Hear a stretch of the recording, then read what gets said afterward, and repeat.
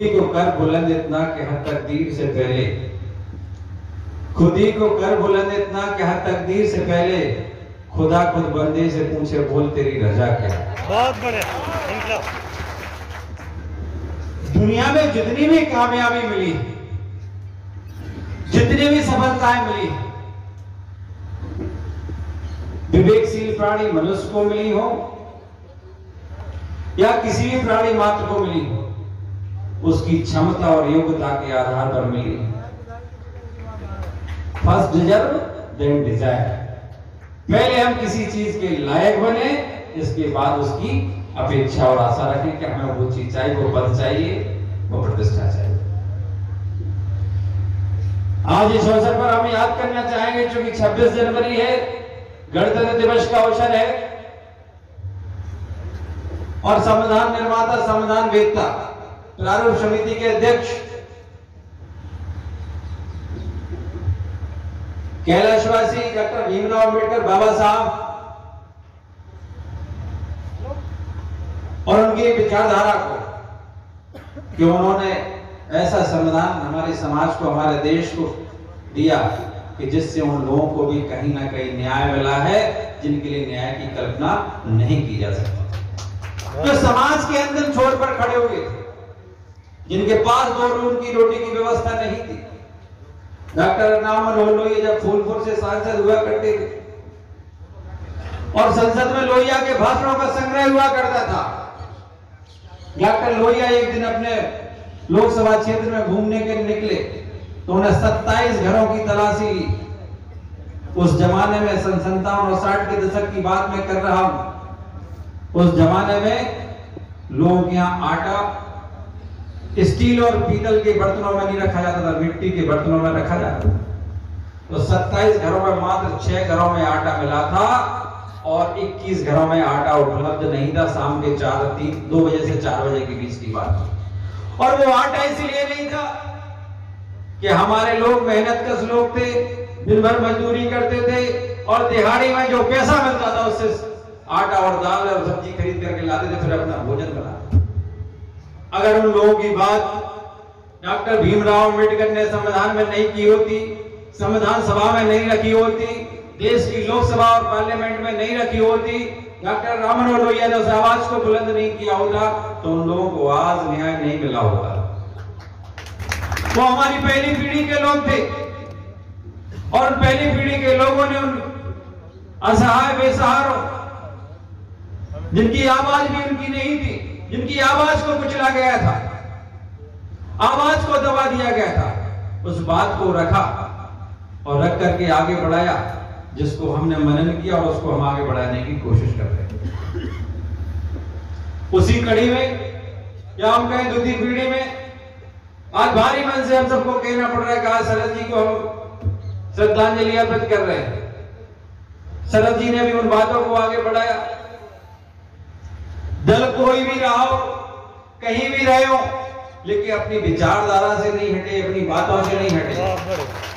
हम शरद जी को श्रद्धा सुमन अर्पित करना चाहेंगे, अपने साथियों की तरफ से भी अर्पित करना चाहेंगे। आज शरद जी दुनिया में नहीं है, लेकिन शरद जी ने हमेशा गरीबों, पिछड़ों, बेसहारों की आवाज बुलंद की है, उनकी लड़ाई लड़ी है और उनको न्याय दिलाने का पूरा काम किया है। और जहां से मैंने बात की शुरुआत की थी, अब मैं वहीं आता हूं कि खुदी को कर बुलंद इतना कि खुदी को कर बुलंद इतना कि खुदा खुद बंदे से पूछे बोल तेरी रजा क्या है। दुनिया में कुछ भी हासिल है, करना है, तो इतना ताकतवर बनना जितना सामने वाला खड़ा है उससे दुगनी आप ताकतवर दिखाएंगे, तब दुनिया में कुछ हासिल कर सकते हैं आप। केवल गाल बजाने से कुछ होने वाला नहीं है, भीड़ जोड़ने से कुछ होने वाला नहीं है। जब तक हम नेतृत्व में सफल नहीं होंगे, लोग हमारा नेतृत्व स्वीकार नहीं कर लेंगे, तब तक भीड़ तो जुड़ जाएगी, लेकिन वोट नहीं मिलेगा। ये ध्यान रखना हमारी बात। वोट आपको लोग तभी देंगे, वोट और बेटी की कीमत बहुत महत्वपूर्ण होती, बहुत ज्यादा होती। जब बेटी की शादी करनी होती है तो लोग 20 घर देखने जाते हैं, कहीं लड़के में मन नहीं भरता है, कहीं घर में मन नहीं भरता है, कहीं कोई समस्या आती है, कहीं अर्थव्यवस्था कमजोर होती है, कहीं मजबूत होती है, जहां सामंजस्य बैठता वहीं बेटी का सम्मान तय हो पाता। ऐसे जो मतदाता होता है, नेता सोचते हैं कि हम समझदार, लेकिन मतदाता नेताओं से 100 गुना समझदार होता है। वो अपने मत का मतदान भी वही करता है जहां उसका पूरी तरह मन भर जाता है कि हमें यह मत करना है। अगर इतना आसान नेता बन जाना होता, इतना किसी का मत लेना आसान होता, तो कोई भी नेता बन जाता, कोई विधायक सांसद बन के संसद और विधानसभा बैठ जाता।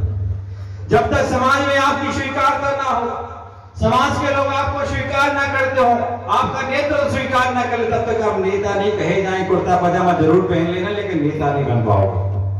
नेता बनने के लिए हमारी आवश्यकता है कि समाज में हमारी स्वीकारता हो, समाज में लोग हमें स्वीकार करते हो, समाज में लोग हमारी बात मानते हैं। समाज में लोग तभी आपकी बात मानेंगे, तभी आपको समाज स्वीकार करेगा जब आप किसी के काम आओगे, त्याग करोगे और त्याग करके अपना सर्वस्व न्यौछावर करके उसके काम के लिए जिंदा मरने के लिए खड़े हो जाओगे, लोग आपको नेता स्वीकार कर लेंगे। अरे दल तो आप भूल जाओगे, दिल के रिश्ते बना करके देखो, लोगों की कतार लग जाएगी, फौज बन जाएगी।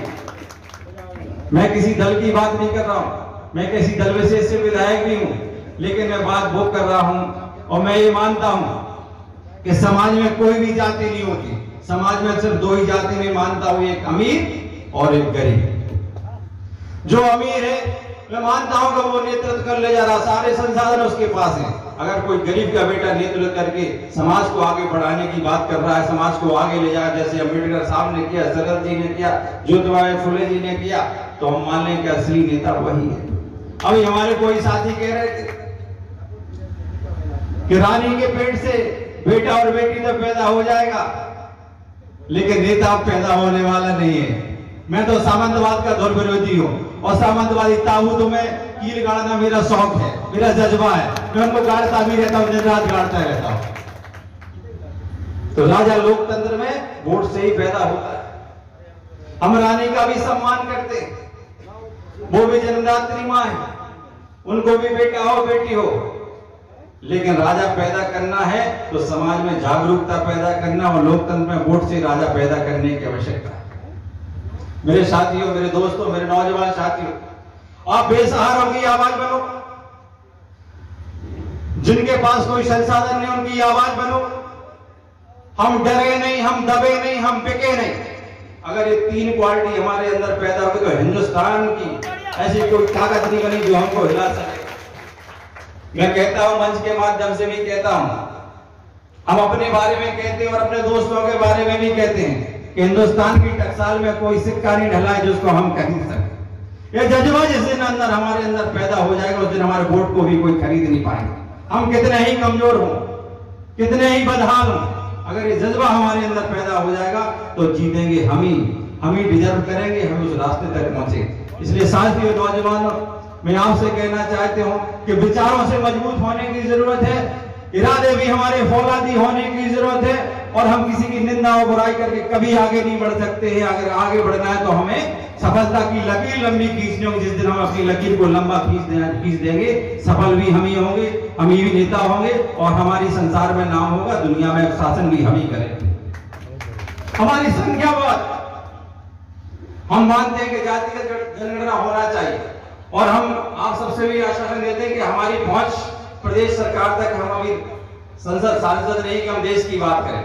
हम माननीय मुख्यमंत्री जी से भी निवेदन करेंगे जातिगत गणना के प्रस्ताव को अग्रसर करें, हम निवेदन करेंगे, आप सबकी तरफ से करेंगे। लेकिन भैया, मैं आपसे कहना चाहता हूं कि गणना के हकदार तो उससे पहले हम स्वयं है ना। अभी आरडी प्रजापति जी बोल रहे थे, जिस दिन वोट डल जाएगा तो गणना तो अपने आप हो जाएगी, हमें गणना कराने की जरूरत क्यों है, हम क्यों रोएंगे गणना के लिए। अरे हम पहले आपस में मरने बैठने से तो समझ रहा है, लोग हमें डरा देते हैं, धमका देते हैं, लड़ा देते हैं और हम डर जाते हैं, धमक जाते हैं और लड़ जाते हैं आपस में। फिर कहते हैं गणना करा दो हमारी। गणना की जरूरत कहां है, मैं आपसे ही पूछना चाहता हूं। गणना तो आपके पास खुद ही है, पूरे समाज को जागरूक कर दीजिए। आप अगर 4 आदमी लड़ो, सोच लीजिए हमारा प्रत्याशी कौन हो सकता है, उसको मतदान कर दी, गणना अपने आप हो जाएगी। इसलिए साथियों, मैं आपसे कहना चाहता हूं कि सारे अधिकार हमारे वोट में नहीं है। हमें वोट करने की अकल होना चाहिए कि हमारे लिए न्याय की लड़ाई कौन लड़ेगा, उसके साथ खड़े हो जाइए। सारे न्याय आपके साथ हो जाएंगे, सारा निर्णय आपके साथ हो जाएगा। और आपने जो आशा अपेक्षा हमसे रखी है कि हम जातिगत गणना की बात माननीय मुख्यमंत्री जी तक रखेंगे, हम आपकी तरफ से जरूर रखेंगे, भरोसा रखिएगा। और वैसे भी हमारे कोई कुछ भी आरोप लगाते रहे, लेकिन मध्य प्रदेश सरकार के यशस्वी मुख्यमंत्री माननीय शिवराज सिंह चौहान जी पिछड़ों के बहुत हितैषी और पिछड़ों की लड़ाई को उन्होंने लड़ा है। क्योंकि मैं स्वयं गया था ज्ञापन देने के लिए, जब ओबीसी आरक्षण की बात चल रही थी पंचायत चुनाव और स्थानीय निकाय चुनाव में, अगर शिवराज सिंह चौहान जी मुख्यमंत्री नहीं होते तो बिना ओबीसी आरक्षण के ही चुनाव संपन्न हो जाते, क्योंकि कांग्रेस वालों ने तो उसको हाई कोर्ट में रोक रखा था।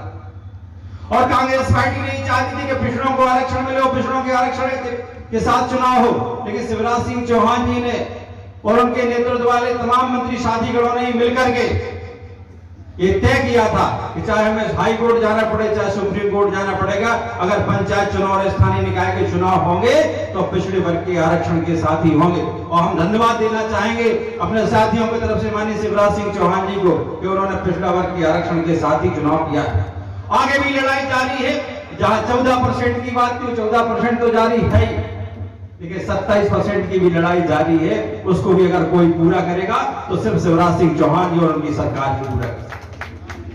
अभी हाल ही में हम अपने पृथ्वीपुर विधानसभा क्षेत्र के तमाम छात्रों को लेकर माननीय शिवराज सिंह चौहान जी को एक ज्ञापन देने गए थे कि पिछड़ा वर्ग के छात्रों को या SC ST के छात्रों को तो आरक्षण पहले से मिला हुआ है, जैसा नियम संगत संवैधानिक तरीके से SC ST को आरक्षण प्राप्त है, पिछड़ा वर्ग के छात्रों को भी संविधान की मंशा के अनुरूप 27% आरक्षण दिया जाए। और लोकसभा आयोग की परीक्षाओं में, तमाम प्रतियोगी परीक्षाओं में 27% आरक्षण मिलना चाहिए, ताकि हमारे नौजवान साथियों को, पढ़े लिखे योग्य व्यक्तियों को सम्मान मिल सके। मैं हमेशा इस बात का समर्थन करता हूं, लेकिन इसके साथ साथ ये भी कहता हूं कि किसी की बुराई करके कभी आगे नहीं बढ़ा सकता है। हमें तो अपना पथ कुशलता इतनी हासिल करना है कि जो अगर पिछड़े वर्ग के भी नहीं है, बहुजन समाज के भी नहीं है, और वो भी आपकी कुशलता देख करके आपका नेतृत्व स्वीकार कर ले, तो हम मान जाएंगे कि दुनिया में आपसे बड़ा नेता कोई पैदा नहीं हुआ है। आपको नेतृत्व कुशलता हासिल करने की जरूरत है, लोगों को अपने साथ लगाने की जरूरत है। आइए हम संकल्प लेते हैं कि हम सब मिलकर के ऐसा नेतृत्व पैदा करेंगे कि सब समाज के लोग भी हमारे पीछे चलने के लिए मजबूर हो जाएंगे, तैयार हो जाएंगे। बहुत बहुत धन्यवाद, बहुत बहुत